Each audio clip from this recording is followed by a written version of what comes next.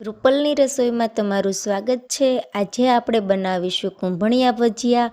આ ભજીયા કૂંભણ ગામમાં ખૂબ જ ફેમસ છે અને ત્યાં ટ્રેડિશનલી વર્ષોથી આ ભજીયા બનાવવામાં આવે છે અને એટલે જ આ ગામના નામ પરથી આ ભજીયાનું નામ પડ્યું છે કૂંભણિયા ભજીયા। આ ભજીયાને ઘરે બનાવવા ખૂબ જ આસાન છે અને આ ભજીયાને હાથની મદદથી આંગળીઓથી આપણે બનાવવામાં આવે છે, જેનાથી આ ભજીયાનો ટેસ્ટ ખૂબ જ સરસ આવે છે અને તેમાં બિલકુલ કુકિંગ સોડાનો ઉપયોગ કરવામાં આવતો નથી, જેનાથી આ ભજીયાને તમે કેમિકલ ફ્રી પણ ભજીયા કહી શકો છો। તો તેમના માટે આપણે રેસીપી ચાલુ કરીએ।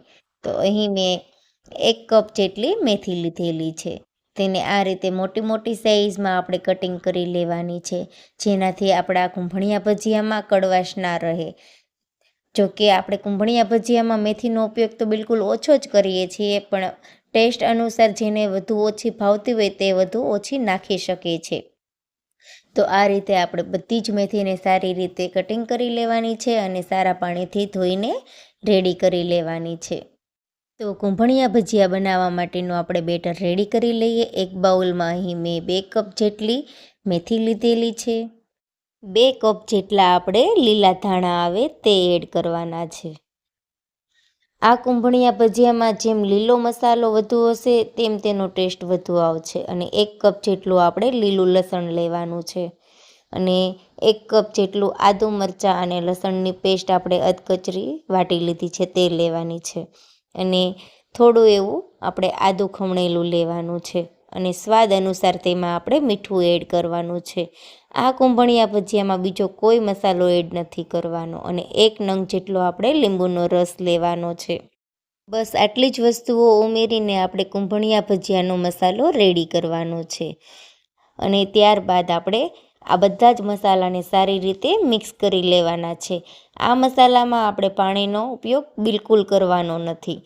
જે આપણે મીઠું નાખેલું છે અને લીંબુનો રસ નાખેલો છે એમાં જ આપણું બેટર બનીને રેડી થઈ જશે।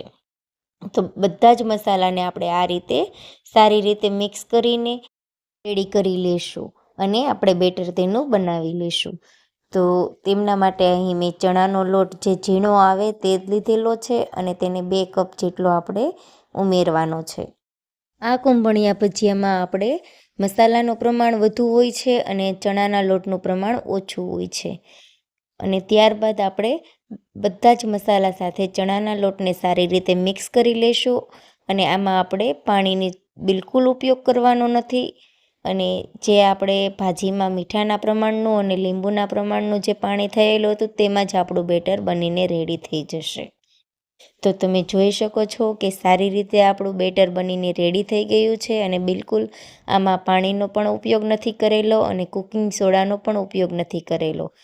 હવે આપણે ભજીયા બનાવવા માટે થોડું થોડું બેટર લેતા જશું અને એમાં 1 ચમચી જેટલું પાણી ઉમેરતા જશું અને 1 ઘાણવાના ભજીયા બને એ રીતે થોડું થોડું બેટર આપણે બનાવતા રહેશું। કૂંભણિયા ભજીયાનું બેટર આપણે બહુ પતલું પણ નથી કરવાનું, આ રીતે આપણા ભજીયા પડે તે રીતે જ બેટરને બનાવવાનું છે। તો અહીં મેં ગરમ તેલ પહેલેથી જ મૂકી દીધેલું હતું અને તેમાં આ રીતે આપણે હાથના આંગળીની મદદથી આ રીતે ભજીયા પાડતા જવાના છે।